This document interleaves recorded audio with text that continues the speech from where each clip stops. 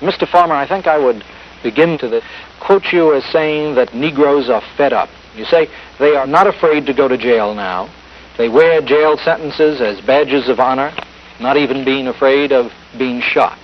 These people aren't going to stop. We are not going to stop until we have the right to enter any place which serves the public. We are not going to stop until the bigots of the South and the North no longer challenge a man's right to live simply because he is asking for the rights which the Constitution says are his. We are not going to stop in a word until America becomes America for all people.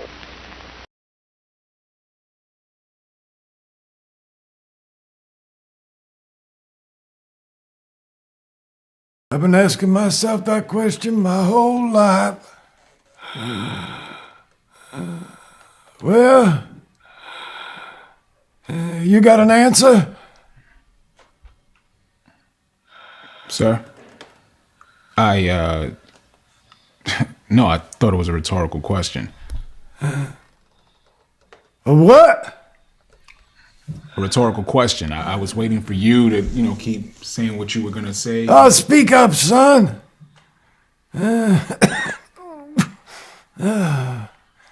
You kids play on the phone so much these days like y'all forgot how to talk.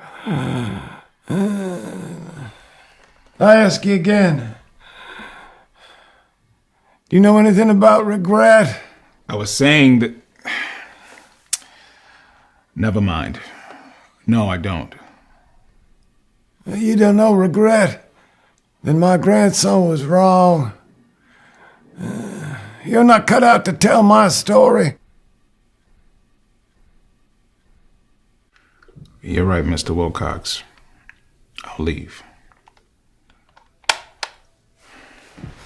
Is that all you've got to say? You call yourself a writer? Oof.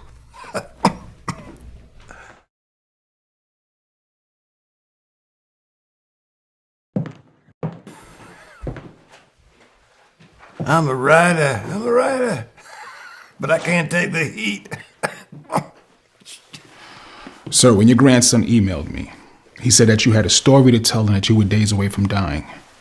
He also said that you had a tale about something that happened in the 60s. Now, that time period means a lot to me.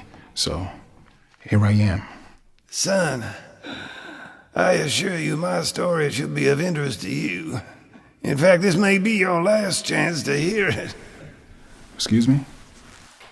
The doctors say there's nothing more they can do for me. So I just pray I'm forgiven for my sins and God has mercy on my soul. Well, where's your family? Well, son, I'm something of an asshole.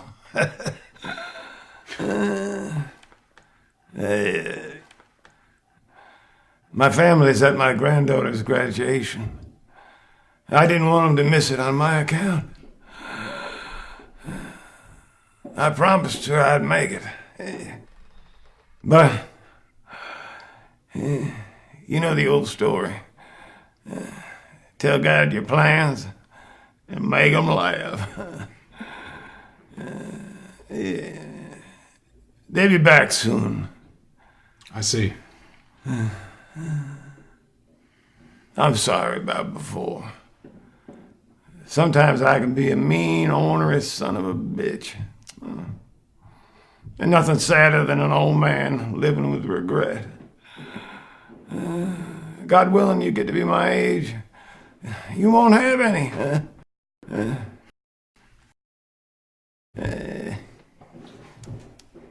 You seem like a good kid.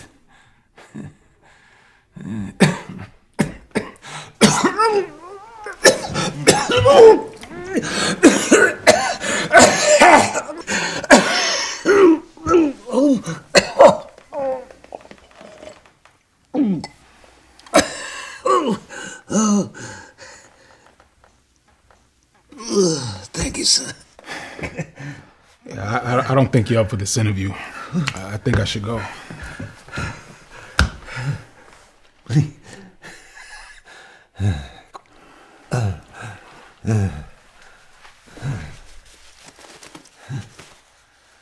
Here you go. Thank you, son. I think I'll stay a bit longer.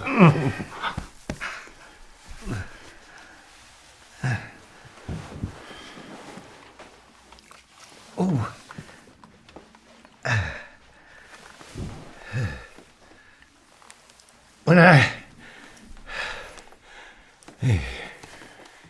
When I told my grandson about what happened that night, he said you could help me.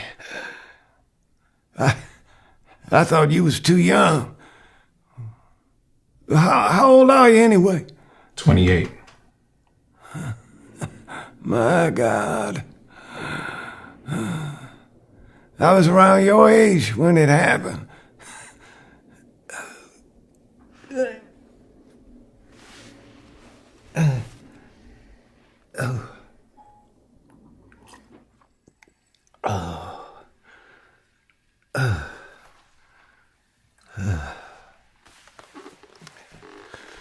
My grandson, he read your article, the one you wrote about your great uncle that was murdered in the 60s. He said you named the men that killed him. I did. I read it too. I was hoping you could do the same for me. Someone you loved murdered?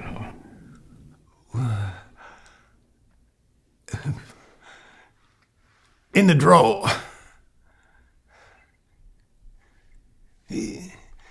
Hand that to me, please.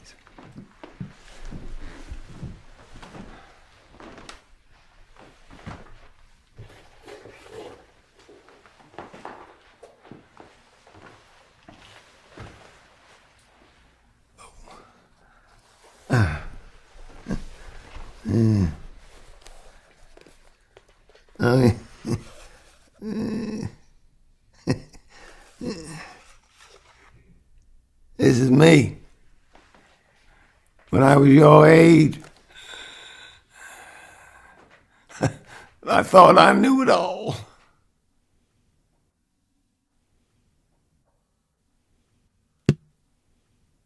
The fact is, I didn't know shit. I wasn't a good person.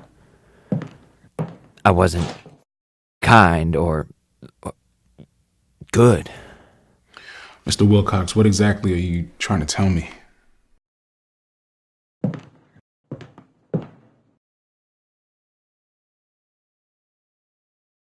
Love is a wonderful thing. It can change a man. It changed me. Son, before I met my Alice, I was a bad man who did terrible things to good people.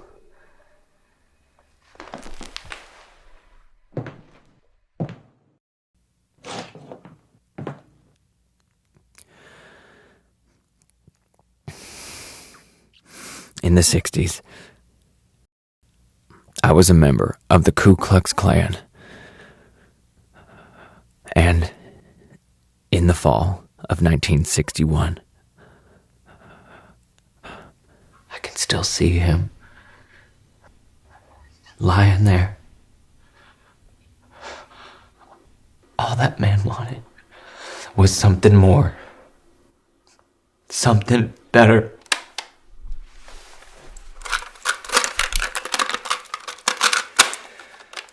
Tell me what happened, Wilbur. Tell me. I kept telling him he didn't need to die.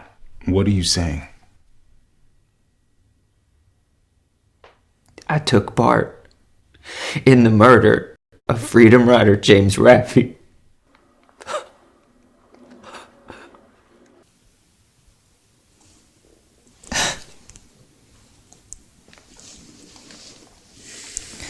I ain't the one that pulled the trigger. But I didn't try and stop it either. I hated every last one of them.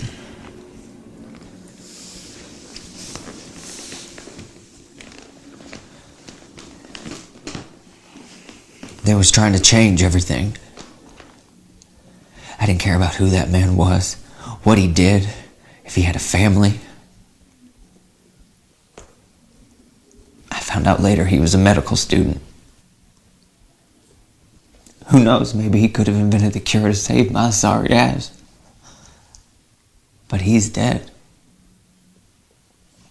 And I lived.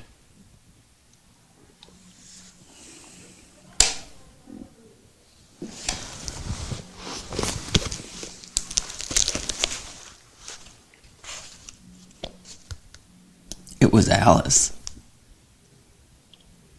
She changed me. She gave me so much love. I felt it every second of the day. Because of her, I had such a rich life. I was never the same. Do you believe in forgiveness? Wow. Yeah.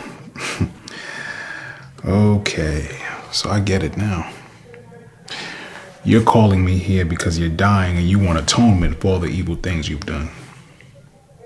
Typical. Son. No, matter of fact, I don't even think I'm the right person to tell your story.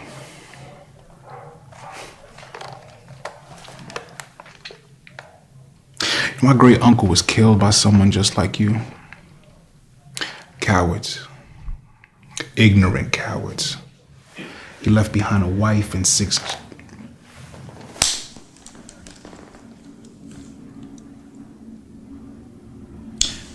I tell you what, Mr. Wilcox.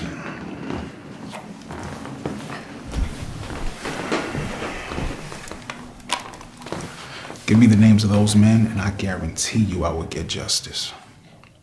I want the family of James Raffy to finally have some peace. I did hope you change and that you're sorry for taking that man's life.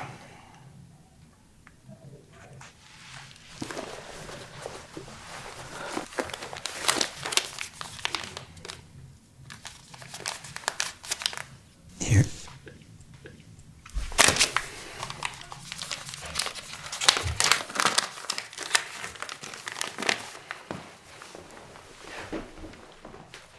You know, I sincerely hope you rot in hell.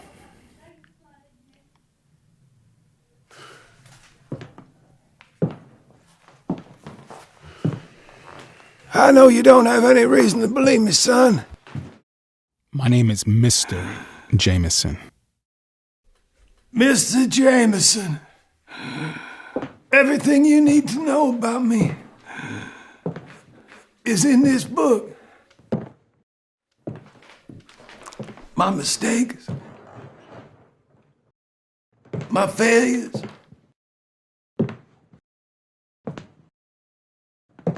my redemption. When they ask you, who told you about what happened to James Raffy, you tell them who I am. You tell them who I was.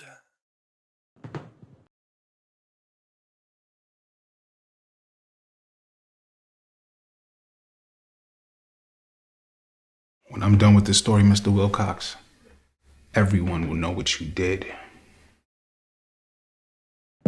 That's all I ask. Thank you. Thank you.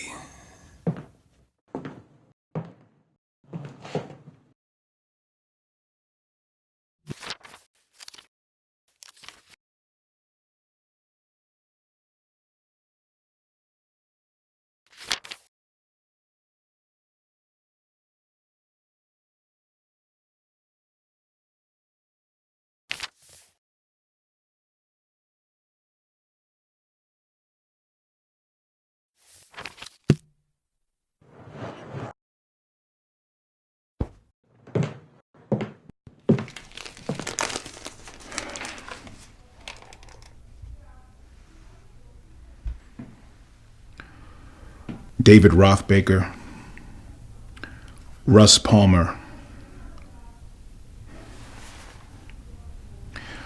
Wilbur Wilcox. The men responsible for the murder of James Raffi. Grandma! Come on! Oh, I'm sorry about that, brother. I didn't mean to... Thanks.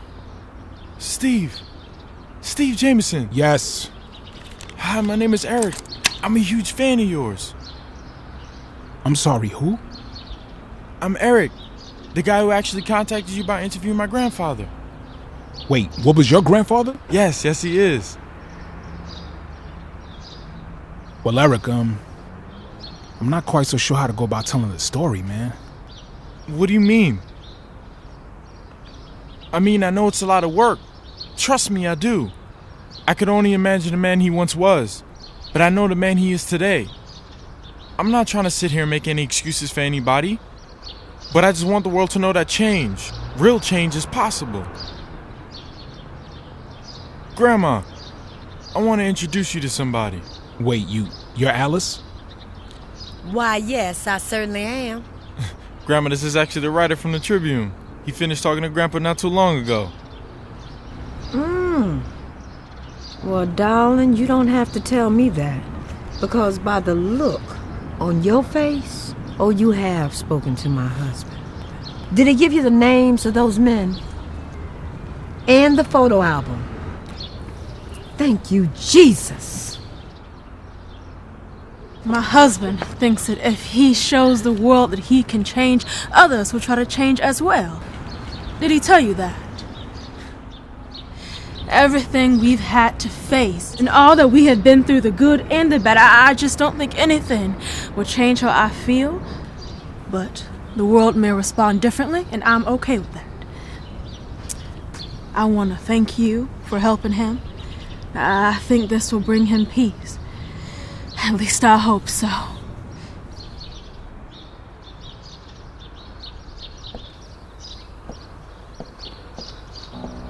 Hi. Hello.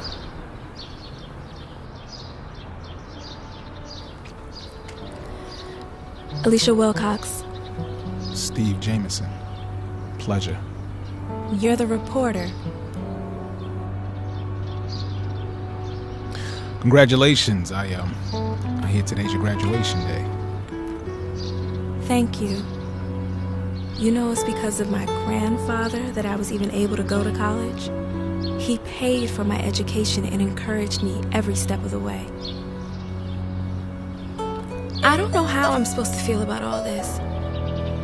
His past. Should I feel anger, resentment, hatred, or rage? Or wonder what people will think of me? I'm here to say goodbye to the grandfather I once knew. Not the man he once was. Alicia, come on. Excuse me.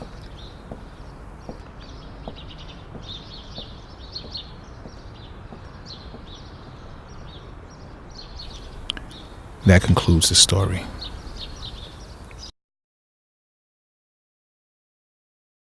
We all walk along a road of mysteries and unknowns. With every path, a chance for us to choose a way to win, a way to lose. And you can walk, bathe in the sunlight, or in the darkness, the shadows of the night. And you can choose how you make your way, but you will reconcile the choices that you make. And there are angels for miles and miles, with every kindness and every smile. And when your name is called,